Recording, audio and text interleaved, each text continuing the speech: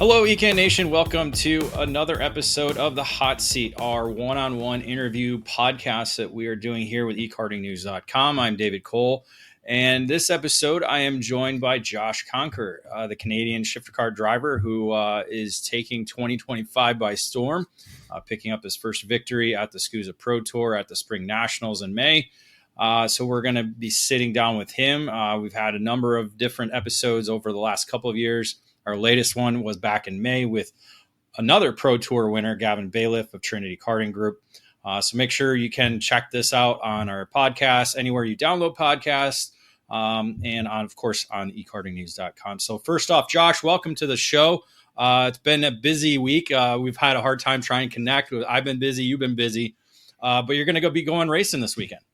Yeah, thank you for having me. First off, appreciate being here, and you have me on the podcast. But yeah, we get to go racing the Stars Championship Series for the first time this year, so pretty excited to get after it.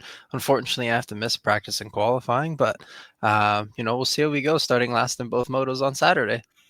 That's quite interesting on a brand new racetrack that not a lot of people have been to. Have you kind of seen what's happened, what's going on with the new Quaker City Motorsports Park track? The only thing I've seen is the video that they posted of Henry Wheeler driving it no can. That's it. So we're going in. Yeah, we're going in green. Green Saturday morning. We're just kind of using it as a test to get me back in the seat before we head to Newcastle 2 weeks. So that's really all it is. Just get me back in the go-kart. I don't drive unless I'm really at the racetrack. So I've been in the seat 3 times this year. 2 of them have been race weekends, and then we did a test weekend at Oakland Valley 2 weeks before Cincinnati. So good to get back in the kart always and be with the boys and, see how we go, experience a new track. I always say less is more because it's obviously generated to more for you. We'll talk about that later in the podcast. Let's kind of go to the beginning. And first, let's talk about, when you began karting yourself. So I started, I want to say back in 2007. I was 6 years of age. I had one of the little baby Burrells.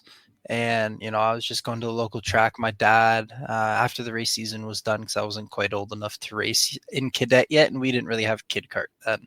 So it was, go to the track, run some laps. My dad was still racing at the time, so he'd come out on track with me or stand there and watch me drive. And it kind of slowly progressed. We went into club racing, and then as we were getting a little better, we got into the local series, which was Brian Stewart. So they ran a couple of different racetracks, and running as a Honda cadet, we got to experience 4 or 5 different tracks. And, it became to a certain point where my dad was racing and he had to stop because, I was starting to become fast enough where he couldn't manage to do both by himself. So, at some point the reins had to be passed. And, as we kind of progressed through 4-stroke racing, it was all 4-stroke racing through the Honda package back in the day. And then progressing into Briggs, which is what we all know and love for our 4-stroke racing now. But I only took to Briggs in 2014, I believe, when I moved to junior. And then 2016 or 17, we stepped into the shifter kart for the first time, courtesy of Mr. Eli Yanko. He put me in a junior shifter that he had, and I got to do some laps and, kind of test and progress through that. And he thought that I was, quite natural behind the wheel. So he said, Dave, why don't we just let your son race it for a couple of races? And my dad started to panic because then his wallet started to shrink. But yeah, it was good. We started, just never had a new set of tires, always running someone else's scrubs because my dad was like, well, I'm not buying any tires. Like, we're just having fun, save the budget for the Briggs. That's what we're competitive in. We're running for championships and that. This is just for fun. And, at one point or another, it progressed into, okay, we're going to get a senior shifter. Okay, we're going to go race in the States.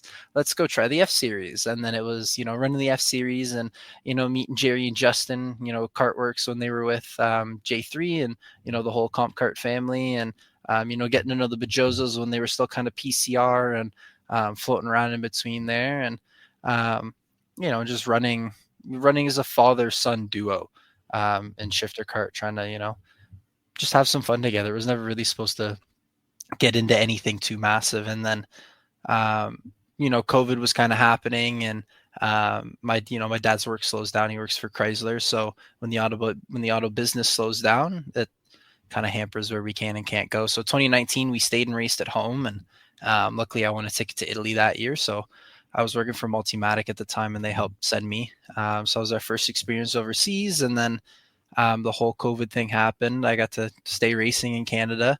I only did 4 or 5 races a year. It wasn't really much. And then 2021, we won the ticket again to go back to Italy to represent our country. And I got to run with the Energy Factory team then. And, it was really nice to be a factory driver. They treat you really well as a driver. Yeah. 2 chassis, unlimited, engine Yeah. stuff and pipes, carburetors. Just an engine guy for myself is what I had. So it was really, really cool to experience all that. And, yeah, luckily I was still, getting to sneak into the States here and there. And back 2022, we got to finally come back and fully hooked up with Carlos. And then Carlos got us set up with the Maranello gig. And, it all kind of spiraled down from there. Yeah. Got on with Maranello, won on the Rocket Stars, first driver to do it. And, Christian loves to have that stat. And, kind of progressed forward through their Florida Winter Tour. Then I took the year off from the team last year to drive with JMF, as there was a great opportunity to progress my career into cars. Unfortunately, that didn't see through. And then back with the boys this year. What was the home track? I don't know if you mentioned that. I didn't. I started racing at Sutton, so 3S go-karts. Yeah. Goodwood Kartways, where Kart Chaser was like a month or so ago for the first round of Kart Stars, is technically the closest track to my house. There's like 5 or 6 tracks that are all within like an hour and a half of where I live. So I have a variety to choose from, but we always went to Sutton. Sutton's a big flow track. So if you mess up one turn, you're done for half the track. So it was very big on being smooth and making sure you hit your marks. And it's not the smoothest of all racetracks. So you have to know where to place the kart every lap and be very consistent. Yeah, it's home of one of the fastest female shifter car drivers from back in the day, Giuliana Chioviti. So they know shifter car racing over there, right? Yes, yeah. Enzo's been, there for pretty much most of my career. We'll go do, like, if I have a shifter cart, we'll go run some laps, and he's looking at the stopwatch. He's like, you can go 3/10 faster. I'm like, thanks, Enzo, I appreciate it. That's always good to hear. What were in the early years? What were some of the best memories you had during those first years of karting? We won a Grand National Bear. So that was kind of like our Canadian Nationals then.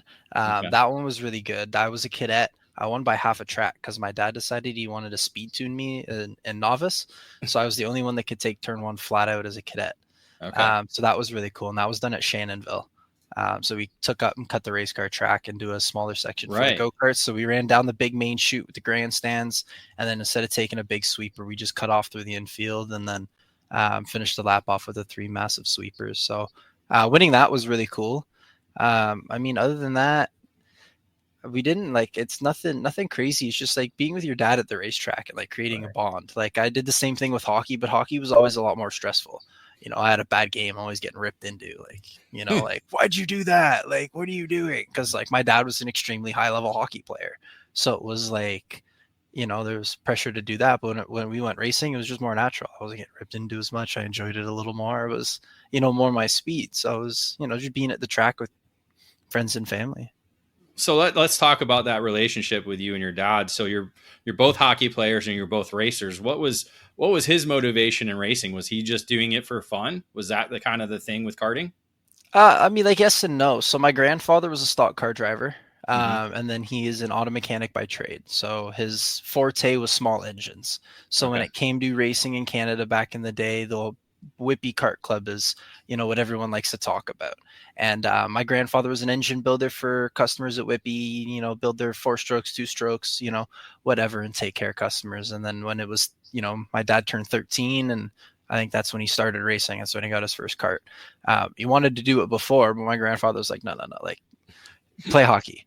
It's a little cheaper, a little easier. So like play hockey. And, my dad was extremely good at it. So when he went racing, it kind of, flipped their relationship, because it was like, I want to race, like, let's do this. And then my dad became fast and, running up front. And, they used to stack, like 50 guys a weekend, running around Whippy, like Paul Tracy running, like my dad raced with him all the time. And nothing the same way we used to do it. Like you made one move, touch wrong tire, like guys flipping through the fence and then coming back the next race. Like we don't have any of that now. We're protected very well by all the, the safety updates. But it was really, I have to be really blessed to have someone like that in my life, because without like a mentor or someone who's done it before, it can be really difficult. And you see that with kids who don't have like a long standing history in racing. It can be a little Right. more difficult for them because they don't really have guidance. I had complete guidance. And not just by my dad, a gentleman by the name of Corey Pfeiffers. He was like my dad's best friend. I actually have his initials on the back of all my helmets now because he unfortunately passed. But Corey was a massive part in my career as a young driver. He'd be in the garage with my dad, working on the go-kart, always having on the table, tinkering with engines, different stuff, because Corey had a dyno, so they go over and dyno the engines. And he was always at the track with us. He was like a second father. So if I was at the track with my dad, Corey was there with us and always working on the driving. There was always something new to be learned. So you're still playing hockey. Was it always racing first, hockey second, or was hockey first at one time? No, it's always been racing first, hockey second. It was actually soccer at one point in the summer too, but then soccer got in the way of racing, or racing got in the way of soccer, whichever way you want to call it. We had a couple tournaments that butted up against race weekends, and my dad's like, okay, like pick one. And I'm like, well, hand me the steering wheel, of course. Like, yeah. So it's always been racing first. Even like when we were at hockey practice in the winter and the 500's on, I'm like sitting there on the ice watching the 500, like if they have it on the TV, just kind of like peeking through. And it's always been racing first. I get to play hockey on Monday nights right now with my buddy and his dad. And I only started 5 or 6 weeks ago. Just getting back into it. And it's good. I missed it. It's good to play. I mean, it's free cardio, so I don't really have to do much of that during the week anymore, but it's good to play. It's good to get out there, and it's nice to relax and, just enjoy your life sometimes and do things like that with your friends. Yeah. See, I'm the opposite. I get in a kart, I relax. I forget about everything. You're in the hockey rink. That's when you forget about racing and everything else, right? Yeah, it's a nice escape. It's something different. Like there's only so much racing you can do all the time before you burn yourself out. You kind of have to have, your getaway to do something else. And, everybody has that, whether it's their friends or, maybe they have a girlfriend or something they go hang out with. I go to work and then go to the gym and, come sit in the racing sim. So it's nice to have something else to do while you're, off in between races. And how does physically the hockey stuff, does that help you with any training for getting behind the wheel at all? Obviously cardio, but is there any muscles that are related in terms of that? Not necessarily. My quads are probably a little better off now than they were lifting the cart. I started. Yeah. Yeah, exactly. But other than just cardio and just overall physical endurance, like nothing really. But it's good to have that because you're skating hard for 45 minutes and then, you get 30 seconds a minute on with as hard as you can, and then its heart rate's high. It's a different way of going about it, but it's good to have. You can't really complain. So you kind of hit on some of the things that you achieved. You talked about going to the Rock Cup Super Final in 2019 and 2021. You hit the Nationals in your early career, and you also, I think, in last year as well too, earned a championship there. Were those were kind of the major goals as you were coming up through the ranks, is to get a Canadian national championship and to possibly go race over in international competition? Yeah, the Canadian national one was always one that kind of slipped through our fingers. I have two Canadian Opens. They're just above my monitor, actually. Okay. I got two Canadian Opens. Both of those were in shifter. I missed winning the nationals. I want to say 2016. I was leading and then dropped a tire, and then it pulled the motor mount sideways, and then the chain wasn't rolling. But my good buddy Zach Vanier won that. So if anybody watches the Carrera Super Cup, I believe is what he races in. Okay. It's alongside IMSA. Zach's running in that now. So he won, and then he kind of held it over my head like, I won. I was like, hey, like, I had you like locked up. Don't worry about it. But it was one that we always missed. My first year, I finished third. Another buddy of mine, Roman DeAngelis, won that one in 2014. Again, if you follow him, so he's the harder racing Aston Martin, factory driver. So, it's been one that always slipped away. So to get it last year was huge because I won it 2 years before that, and we had a tire incident. This was part of the Levanto barcode issue, the start of it. I remember those. we had it in August of 23, and then thought we were going to get it in Vegas, and they maneuvered the tires around. We had it in February of 24 when AJ did his thing at PK. So we knew it was coming. It was just kind of a matter of when, but yeah, to have it slip away because of a barcode thing. And I actually wrote the correct barcodes on the tech sheet, and we put the practice tires on. So it wasn't, barcodes didn't line up there. But yeah, to have it slip through, and then to win it last year, especially beating Billy, not that, him coming up here means too much, and the track that we raced on isn't, the greatest track for shifter. I would have rather raced at Mosport or at Mont Tremblant, but where was it last year? It was at Hamilton. I thought it was at Hamilton. Yeah, it was. I mean, they put the extension in, they repaved it, but it's a very tight, narrow racetrack still. Well, very old school, kind of like Goodwood is. Yeah, Goodwood's a little wider, but they're both 36, 38 seconds in a shifter. I think Goodwood's 36, Hamilton's 38. It's really hard to pass. Even though they repaved it, it's still severely bumpy on most sections of the racetrack. So trying to hang on for 30 laps, I think, was more of a challenge than trying to actually complete the pass. But we were like within the same 10th all week. So it was just who had a better start. And he started on the outside pole for the pre-final, and I started on the outside pole for the final. So clean side of the track at the launch, and then you're pretty much set from there. Yeah. We pause this show for a quick commercial break. Stay tuned for more here on the EKN Radio Network. Welcome to AIM Sports and the groundbreaking Micron 6 karting data logger. Since its inception, AIM Sports has been at the forefront of motorsport technology, revolutionizing how racers gather data. From its early days, AIM has tailored its innovations to provide precise insights, allowing racers to fine-tune their strategies and push their limits. Fast forward to today, and we're excited to celebrate 30 years of Micron by introducing the latest evolution in karting data loggers, the Micron 6. Designed with cutting-edge features, including 25Hz GPS with mil-spec precision, a 6-axis inertial platform, shift lights and alarms, temperature inputs, and a host of wired and wireless expansions. With 2 CAN buses, Bluetooth, and Wi-Fi, it's perfect for karting enthusiasts looking to enhance their game on the track. With its advanced suite of sensors, high-speed data acquisition, and easy-to-use interface, the Micron 6 delivers unparalleled performance on track. Whether you're a seasoned pro or just starting out, this powerful tool helps you analyze every turn, every lap, even every heartbeat. Imagine a tool that not only records your lap times, but also analyzes parameters like speed, tire temperature, driver inputs, and engine performance. With the Micron 6, you'll gain insights that can shave seconds off your times and elevate your skills behind the wheel. Don't just drive, be data-driven. Join the AIM Sports community today and equip yourself with the Micron 6 to take your karting experience to the next level. Visit aimsports.com to learn more. AIM Sports, 30 years of Micron.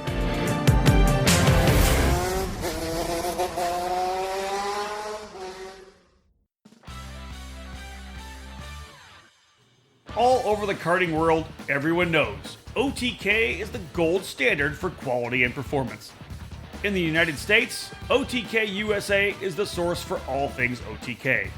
8 brands under the OTK USA banner are winning races and championships across the country in national programs like the Rock Cup USA Florida Winter Tour, the Challenge of the Americas, the SKUSA Pro Tour and Winter Series, the United States Pro Kart Series, and even more programs throughout the country. And OTK products are also front and center on the podium of club and regional races from coast to coast. Tony Kart, Cosmic, Esprit, EOS, and Red Speed have been joined by the Gallard, LN Racing Kart, and CS55 brands. To learn more about a specific product line or to find the OTK USA dealer near you, visit otkusa.com. Specific chassis territories are still available, so kart shops interested in adding a winning component to their product lineups can contact OTK USA directly.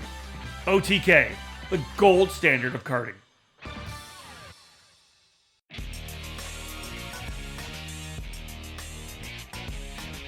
From Florida to California to Las Vegas, it's time to rock. The 2025 season for rockers begins in the Sunshine State as Rock Cup USA hosts the 27th edition of the Florida Winter Tour. The championship is underway, having welcomed competitors to the Orlando Kart Center over the January 17 to 19 weekend for round 1 of the title chase. Rockers return to the Orlando, Florida facility for round 2 of the championship on the February 14 to 16 weekend. For the first time in series history, the Florida Winter Tour will host an event outside the state, expanding its reach into Texas. The March 21 to 23 weekend is the date for the series finale at the popular Speed Sports Racing Park in New Caney, Texas. Be part of history as the Florida Winter Tour goes to the Lone Star State. Looking ahead, mark down the year-end celebration with the annual Rock Vegas event, set for October 29th to November 2nd at the Rio All-Suite Hotel and Casino. Visit rockcupusa.com for all the details and information surrounding the Florida Winter Tour, Rock Vegas, and more.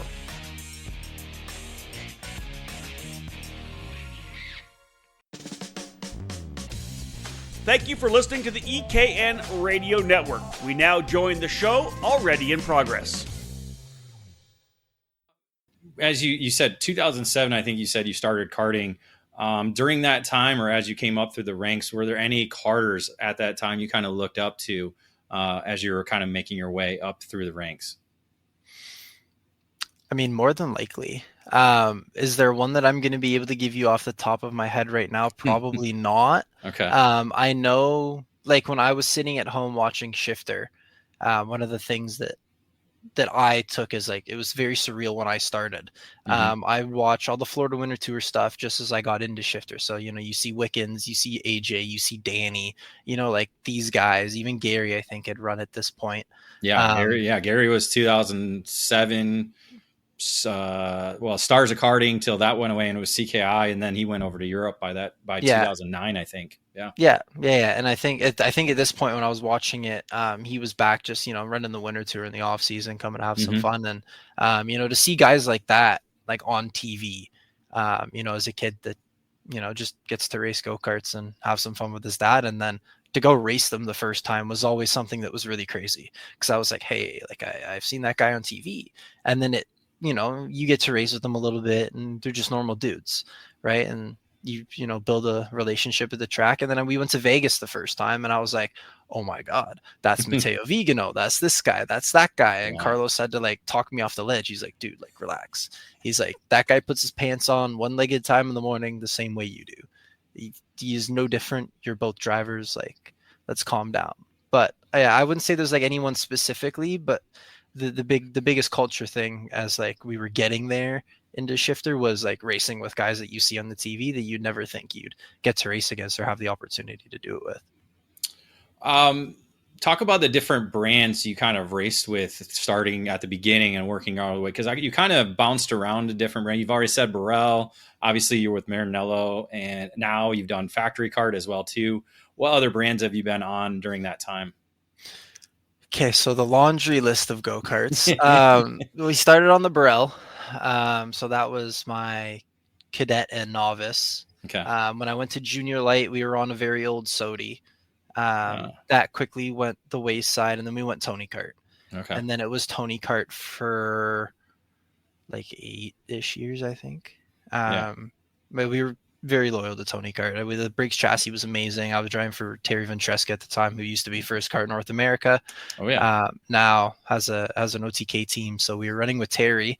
And then I ran the OTK in the Shifter until I went to Energy with Darren White when he was running Energy Course in North America. So the 2 years I ran the Energy with Darren, and then we went to the Maranello. And then after that, for the year, it was like a year and a half. And then we did the Factory Kart last year, and then back to Maranello. So the OTK thing, and Terry Ventresca, that's a legend in Canada for sure. Not a lot of people here in the States know him unless they were in karting, because he was part, as you said, First Kart North America for the longest time. I actually saw him at the Road Tax race in Phoenix back in February, and he's still plugging away, working. I think he's now kind of working with REM a little bit. Yeah, they merged. Yep. So kind of it's crazy to see the amount of people that are still in. Like, I mean, your dad's still in it, of course. And you like who are some of those people that are like, man, I've been seeing this person every year at the karting track since I was yay high.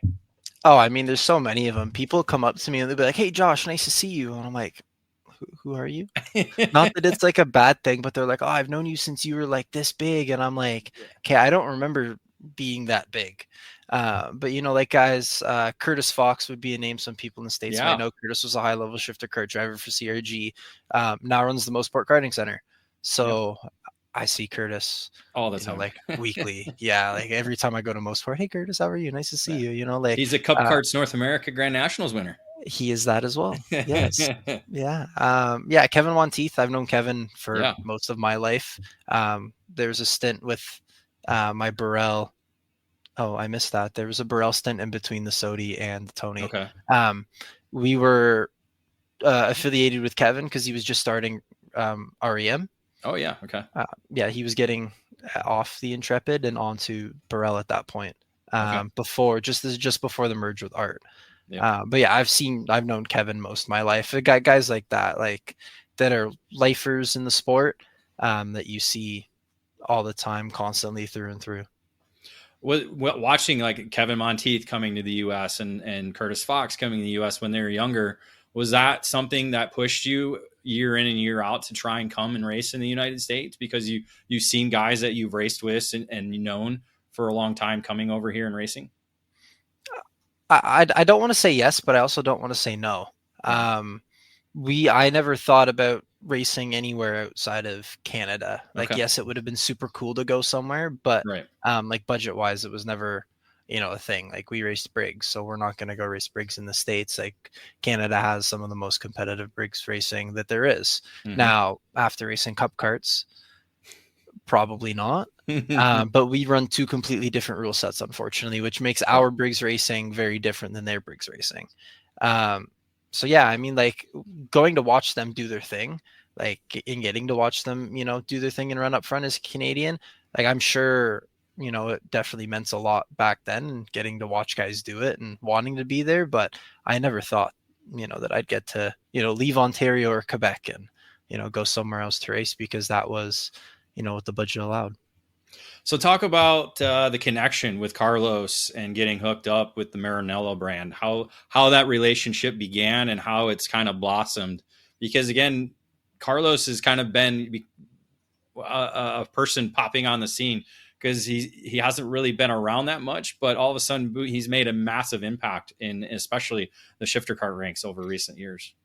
Yeah, Carblos has been, I don't even know how long he's been in the sport for, but he was a shifter driver at one point.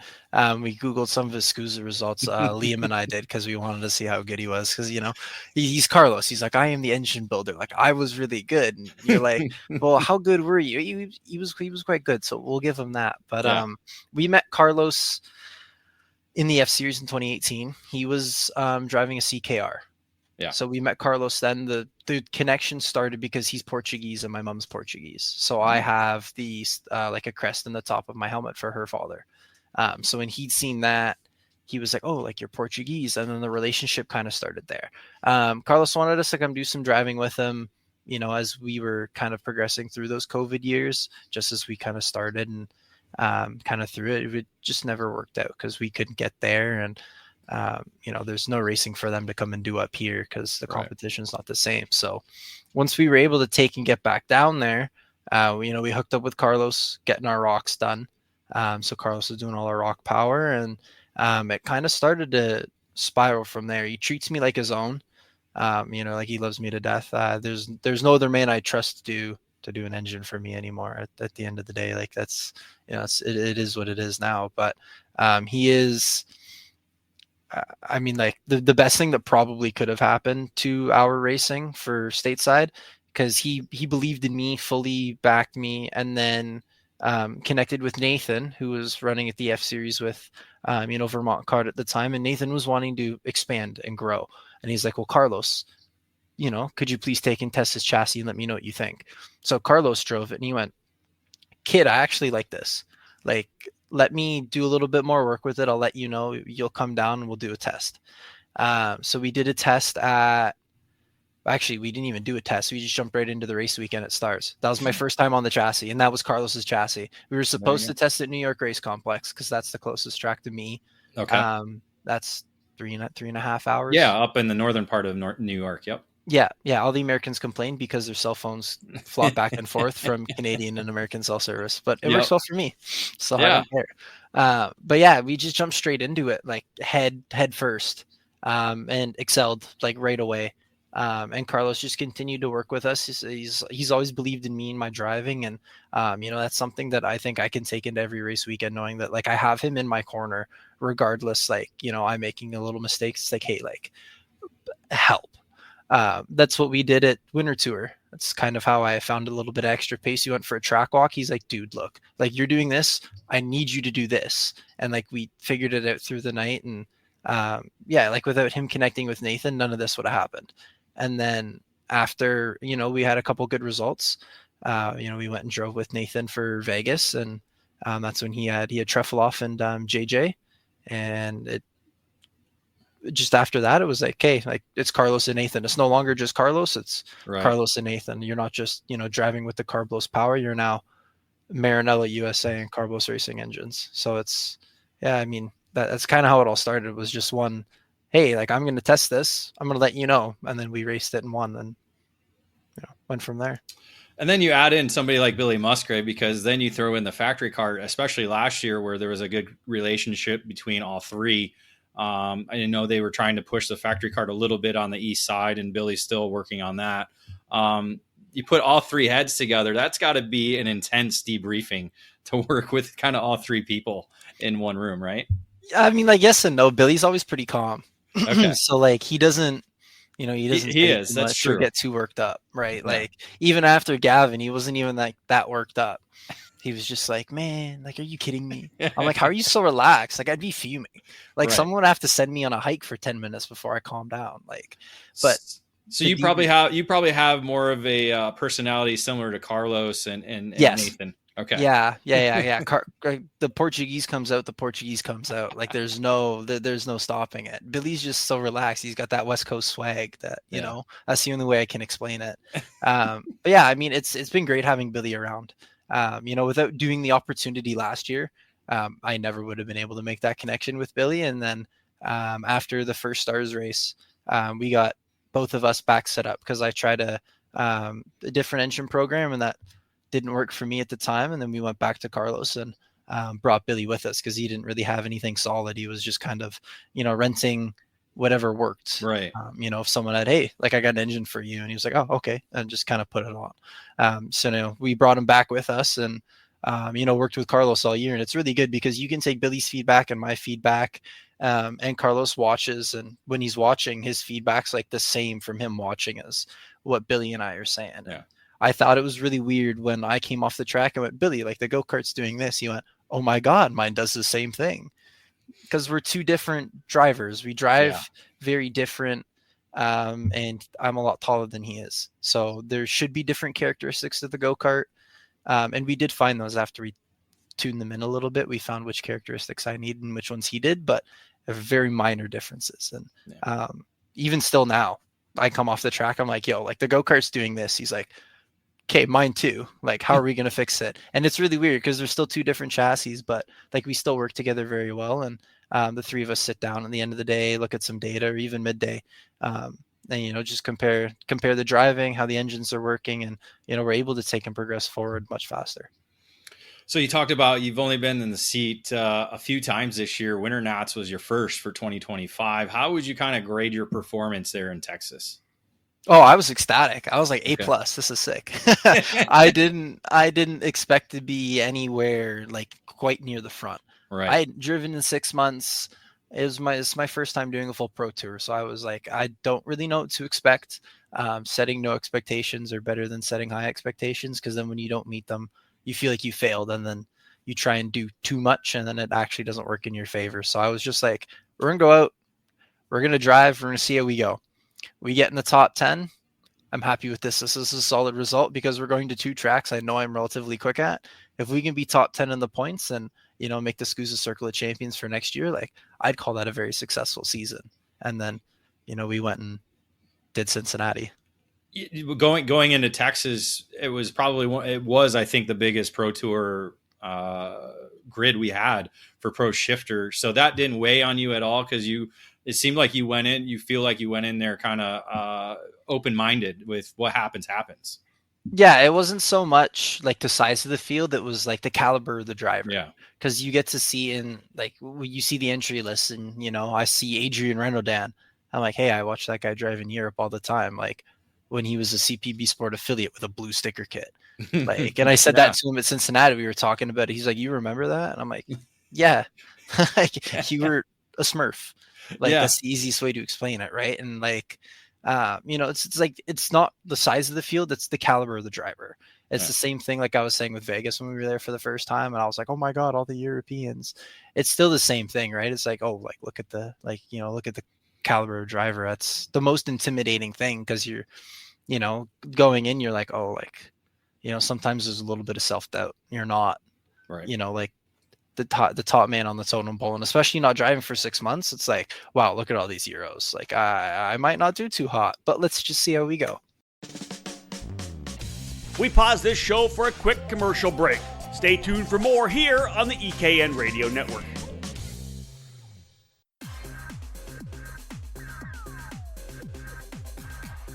Are you planning to challenge yourself at this year's SuperKarts USA Winter Nationals at Speed Sports in March? If so, get prepared by joining the premier regional kart racing series in Texas, in Houston, on the February 21 to 23 weekend. It's the first event of this year's Texas Sprint Racing Series, and it kicks off their 5-race schedule that travels all over Texas and Louisiana. Trips to the Amarillo Kart Circuit, Kart Moto, NOLA Motorsports Park, and the Dallas Karting Complex complete our calendar, and we're excited to welcome all of our racers back to the track. After the Speed Sports opener in February, the Texas Sprint Race Series returns to the Amarillo Kart Circuit for a weekend of night racing on May 30 to June 1. This track is based on the F1 circuit in Turkey, and the ownership continues to make improvements to this special facility. The TSRS will make its second trip to the Kart Moto facility in Crescent, Texas on July 18 to 20, and then round 4 is set for NOLA Motorsports Park on September 19 to 21. This year's championship finale will be held at the Dallas Karting Complex on October 17 to 19. Don't miss any of the action. Details on the rules and class structure, along with the list of the full championship prize package for the official SuperKarts USA and International Kart Federation Series can be found at TexasSprintSeries.com.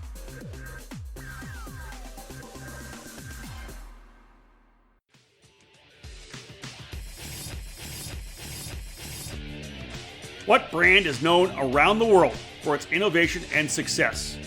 It is Sodi Kart. The Sodi brand returned in full force during the 2023 season thanks to the new exclusive importer, the Karting Distribution, led by industry veteran Terry Germanovich. The French manufacturer Sodi Kart is a leader within the karting industry, offering a wide range of products and services. The Sodi Racing chassis line offers product in classes from mini karts to KZ, all based on years of development and championship seasons around the world. Sodi Racing USA has expanded its dealer network over the last year, bringing the Sodi brand to several local clubs and regional programs. The Sodi Racing USA by PK Sports is the official race team, producing many victories in different levels across the board. And the new Pro Race Academy is designed to cater to the next generation of motor racing, helping boys and girls aiming to make their mark. Visit Sodi-Racing-USA.com to learn more about Sodi Kart chassis or call 954-634-5111 to become part of the Sodi Racing USA network today. Sodi Kart, the world leader in the karting industry. For over 90 years, DID has been the leading manufacturer for high-quality on- and off-road chain use. DID has been chosen by the top powersport athletes from all over the world and is continuing to grow every day. From the karting track or your off-road adventures to your long street bike trips, DID has a chain to fit your needs. Their kart chain lineup offers variations of chains from high-performance sealed chains to the industry-leading non-sealed 219 HTZ chain.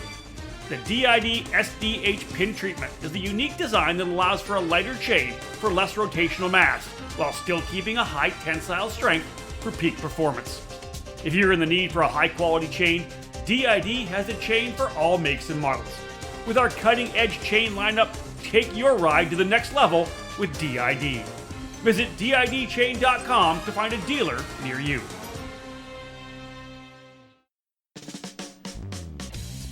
Thank you for listening to the EKN Radio Network. We now join the show already in progress. And I don't think you've ever been to Speed Sports before, had you? That was the first time? Yeah, first time. So you went to Cincinnati knowing that racetrack. I believe you won there before in Stars as well. Yeah, we were close. Okay, close. So that's what it was. Yeah. So you had probably a little bit more confidence going into the Cincinnati weekend? Oh, a lot more confidence. I was excited for Cincinnati. It's been a track that I've always been really good at and really liked. And the first year we were there in the Maranello was my second ever KZ race. And, I was racing with AJ and Andrew. And, unfortunately we couldn't complete the weekend because I was leading. And then AJ had a DNF in the pre-final or something like that. And then I had a brake failure in the final. The dust covers fell off, so I didn't have front brakes. And I got run down and then into some contact. But it's been a track that I've always loved. I've always been super fast there, and I was really excited coming into the weekend. And testing 2 weeks before, testing went really well. The chassis felt really good. I was really fast on, just a random tire. And, Carlos was even excited. He's like, dude, I'm pumped for this weekend. I think we're going to go well. And then I showed up, and he's like, okay, kid, we're going to go out. You're going to let everyone know you're here. Like, Josh Conker's not here to play around. I'm like, like his first practice. Like, that's just, he's like, no, go. And it's like, we set the tone from the weekend right from there. It was like, go out, lay a heater down and kind of build from it. So what was the buildup throughout the weekend? Was it just finding that long run setup to be able to be there for Sunday? Because you felt like you had the pace throughout the heat races and qualifying? Yeah, I felt like I was actually really good in Texas on tire wear. Okay. It's not been one of my strong suits being so tall, especially with Billy's chassis. That's where we struggled the most, was with longevity of a tire. Okay. Getting into Texas, I felt really fast at the end of the pre-final or end of the heats. Actually, end of the pre-final specifically. I felt like I was like at my best. So coming into the weekend, it was not so much, worrying about the long run pace. I knew kind of where I needed to be with the pressures to have the long run pace. It was more about just fine tuning the chassis and just getting more comfortable with it. Because when you don't get to drive it all the time, like I'd driven that specific chassis once before. When we tested it over ERP, it was just a test chassis. So it wasn't even my go-kart. So it was just kind of getting comfortable back in my go-kart and like feeling everything out and understanding the go-kart. And I don't have the feeling, like the perfect feeling all the time. Not driving all the time. I'm not going to. So like I could give Carlos feedback and it goes one way, which is not the way I wanted. And then I went, oh, okay, you know what? Now I know why I felt that. I want this. And he's like, I knew you needed that, but I need you to feel this so you can understand that. So it's kind of going back and forth and getting the sensations back and, making small progressions. The chassis was never too far off. It's like we didn't touch an axle. It was all just caster camber. That was really it. So main event time comes around, you get up into second and you run. Now I'm blanking on the name. Rousseau. Yeah. So did you feel, when I know we talked about it after the race day, but did you feel like you had the opportunity to get up there and take the lead? Yeah, I felt really fast throughout the heats. Quali, we didn't maximize in Super Pole. That's something we need to work on for Newcastle, because Billy kind of figured it out a little bit, and some other drivers will, and you don't want to start deep in the field. So trying to fight your way forward at Cincinnati, which is a track that's very difficult to pass on, was hard. And I knew we had the pace in the race. It was just hard to navigate. So it was kind of trying to get in front of some of the garbage, so that way you had an opportunity to get there. And you could see Rousseau was very fast in the heats. He could kind of pick his way through. We were just working on it and just kind of dialing it in ever so slowly and getting there, every session. And then come final time, I just had one heck of a launch. Like I came off the track and said to Carlos, I'm like, I think that's the best start I've ever had in my career. Like I went from fourth to second and jumped AJ and Jay like it was nothing. And, for someone who struggled with starts for the first portion of his career, and Carlos is the one that actually taught me how to start properly at Cincinnati for our second ever KZ race, I thought it was like pretty cool to bring it all home. Yeah, the start is a major thing. We talked with Billy after he won the Summer Nationals. Like that's what won him because I believe his clutch broke that at the start, so he Yeah, had to yeah, it go did. from second or something. So I mean, starts are massive, especially in the shifter program because it kind of sets the tone, right? If you have a good start, it starts the confidence, builds it really quickly. Where if you have a bad start, you almost drive a little bit more aggressively than you maybe should or would have, right? Yes. Yeah, exactly. And, having the start and going a second and being right there, I was like, okay, I can relax. Let the tire come to me. Yeah. AJ went by me. No problem. AJ was fast at the start and fell off a little bit. I knew he was Yeah. going to fight for it, but I was, the tire needs to come in. We need to relax and we're just going to drive. And then Jay started to put pressure on us. I'm like, hey, this kid's not getting anywhere near me. Like, I had, at that point, I'd already had enough of everything. And I was like, we're just going to take and we're going to drive away now. Yeah. And the tire kind of came in at the perfect time. And, we were able to truck forward. And I didn't think I was going to catch Rousseau. We were pretty much even for the majority of the race, maybe a 10th here, a 10th there. But, I dug, I wanted it. I gave the last little bit of energy, everything that I had just to see if I could get there. And, that was my one chance to make the pass. If I didn't make it there, I don't think I was ever getting him. Do you feel like you're a history book guy? Like, because you talk about all these drivers driving around. Did you know that you were the first Canadian to win a Pro Tour event in the Pro Shifter category? I didn't until you told me at the track. Yeah. So that's one thing you didn't school up on then. Okay. No, I had no idea. You think about it, they had a lot of international winners before. You had Rick Drizang, you had Daniel Bray, a couple others as well too. But lately there just hasn't been a lot of Canadians going into the shifter ranks. You're kind of the only one flying the flag really over the last couple of years. Don't you feel that way? Like, yes and no. There's been a couple of drivers. I know PSL's had one or two here, and Okay, then yeah. like a Riccio with Magic's been down, and Oh yeah. but it's not massive amounts. Like No. even Martella, Anthony Martella. Yep. Okay. Right. There's been 4 or 5 of us at most, like at one time. Right. So I'm the only one in the field now, I believe, because Anthony's moved on to running in the Road to Indy, and Yep. a couple of I guess Charles Gauthier, he's racing as well. Okay, there you go. Yeah, he's a French Canadian kid with PSL. Charles, phenomenal kid, great person, and is always excited to beat the track because he's learning so much every time because he hasn't had the opportunity really to leave Quebec until this year. So he's taking in all his experiences. I'm talking to him about it at the track all the time, and just checking in, seeing how he's doing. His mechanic's a good friend of ours, so it's always nice to go chat before you get on track. But there hasn't been a lot of us at all. Yeah. So looking ahead to the Summer Nationals, you are sitting third in the championship behind Jay Irwin and your buddy Billy Musgrave. What are your thoughts kind of heading into the Summer Nationals? Third in the championship and with the opportunity to possibly either win another Pro Tour race or to win a Pro Tour championship. I mean, like, I want to say I try not to think about it too much, but of course you're going to think about it. It's a position I never thought I'd be in for the season. So right. It's great to be here. Like if I finish third, sweet, like we accomplished this, but I'm close enough. Carlos wants to win, Nathan wants to win, that's huge for them, huge for the brand, huge for the team. So like, I'd love to do it for them. But at the same time, if you go put too much pressure on yourself, you're not going to perform. So it needs to be like every other race weekend. That's all that is. Yeah. It's just we're racing Newcastle with a bunch of dudes you race with all the time is really what it needs to be. Because if it's anything more than that, you can drive yourself nuts. What are your thoughts? I don't know if you've seen the track layout. They're going to run in the national layout, but also use the shark fin. So basically the Cup Karts layout is what we're going to be running. What are your thoughts going in on that? It'll be interesting. Yeah. It'll be interesting. The shark fin? Yeah. Well, I haven't driven the track that direction except for Grands last year.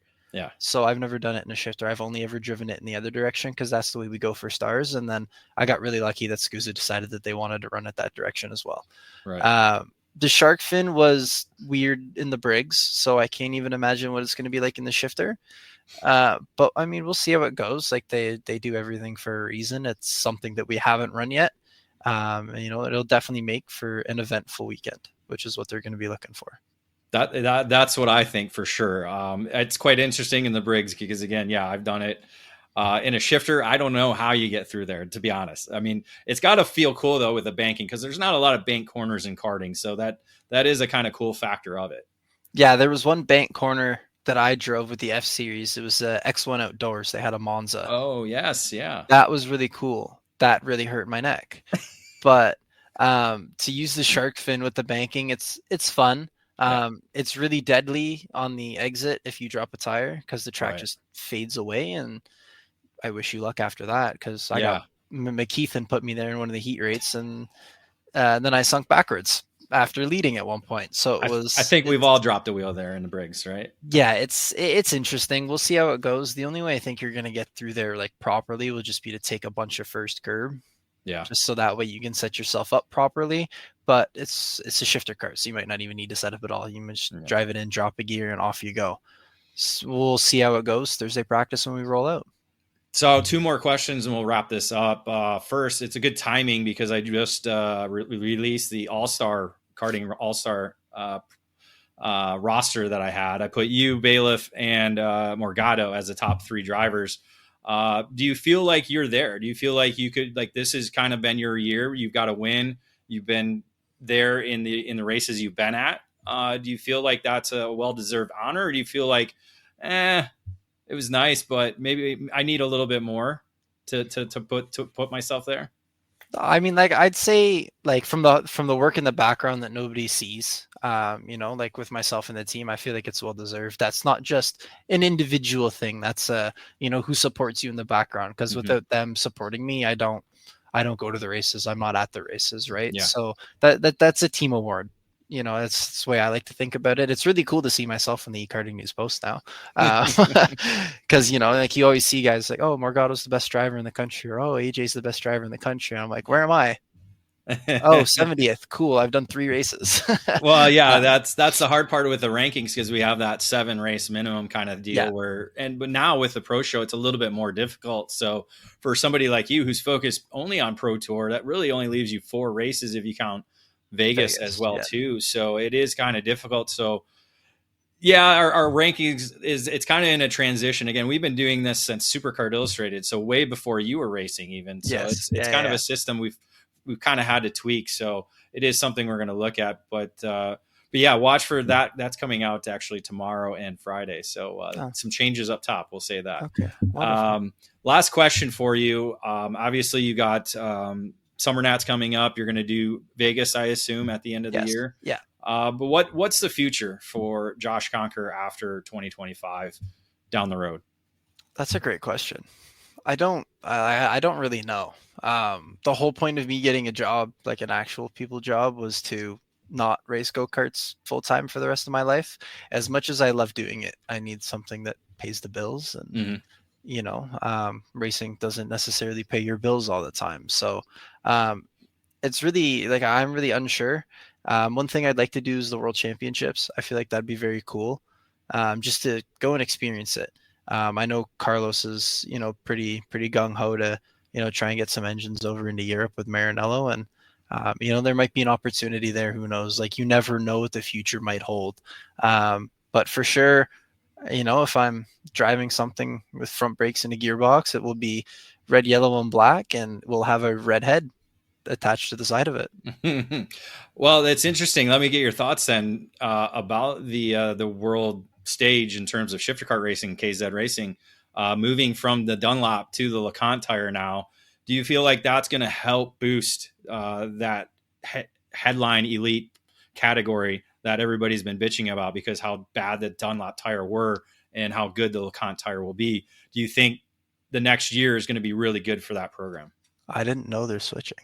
Oh, okay. Yeah. There you go. I had no idea. Yeah, the LeConte's an amazing tire. There you go. If the Dunlop's is really as bad as they say it is, like, they say the MG Yellow has grip. Yeah. And I don't really feel like the tire that we run on has immense amounts of grip. Mm-hmm. So if the tire over there is that bad, it'll do wonders. Yeah. The LeConte is second to maybe the Vega, but I've driven the LeConte. That's what they run at the F Series. Love the tire. It's an amazing tire, lots of grit. It does fade pretty quickly, so you do have to be good with your tire management. But that will produce much better racing, and you won't hear as much bitching from drivers. So I think So- it'll be really good. I so think maybe it'll be really a plan for 2026 World Championships. Now that you know the tire will be a tire that you're favorable, rather than, because you look at like a GFC guys and some of the other guys, they're not dealing with it because of the whole tire situation. I feel like 2026 is going to be a big World Championship. Yeah, that was kind of like where I had my eye on it. Not that my parents are probably going to be too pleased with wanting to go to Europe, but We'll just break the news right here. Right? yeah, well, I've talked to them, like I've mentioned it. If I'm gonna do a race, it's like a final, like, hey, like, we're done karting, like this is it for running, massive stuff. Like I'm going to the World Championships. I don't care. I'll not race the entire year and just do a bunch of testing and then go to the World Championships, because with work I only have an allotted days off, so it's not like I can, do a bunch of racing and then be in Europe for an extended period of time. But yeah, I'd love to do it. It'd be super cool if we could get to do it.